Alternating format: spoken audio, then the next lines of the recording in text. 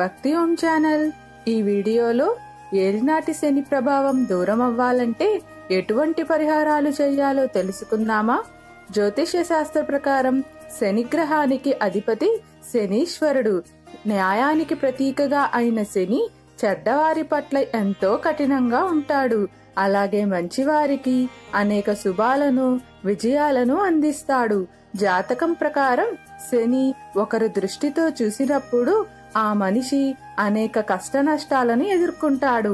ఈ సమయంలో వారు 11 శనివారాలు శనీశ్వరుడిని ఆరాధిస్తే మొత్తం శని ప్రభావం తొలగకపోయినా కొంచెమైనా ఉపశమనం తప్పకుండా ఉంటుంది. శనివారం రోజున మూగజీవులకు ఆహారం అందించటం వల్ల శనీశ్వరుడు తీవ్ర ప్రతికూల ప్రభావం ఉపశమించి కొంత ఊరట కలుగుతుంది.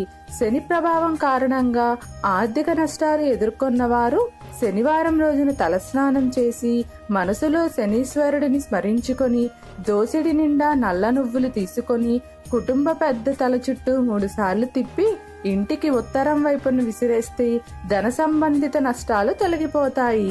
శనీశ్వరుడి శుభదృష్టి కలగాలంటే శనివారం పేదలకు దానం చేసి నమస్కరిస్తే ఆర్థిక బాధలు తొలగిపోతాయి.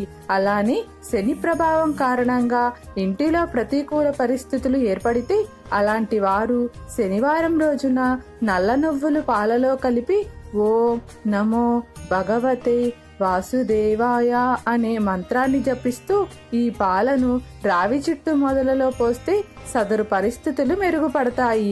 అలాగే శనివారం రోజు ఆంజనేయుడిని పూజిస్తే శని ప్రభావం తొలగి సకల శుభాలు కలుగుతాయి.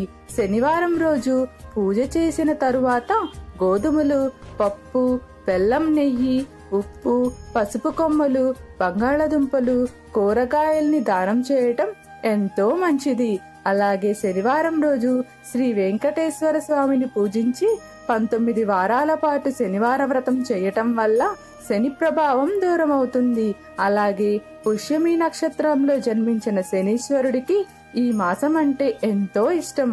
కాబట్టి ఏలినాటి శనితో బాధపడేవారు ఈ మాసంలో శనిని పూజిస్తే పౌర్ణమి రోజు శనికి తైలాభిషేకం జరిపించి నువ్వులు దానమివ్వాలి.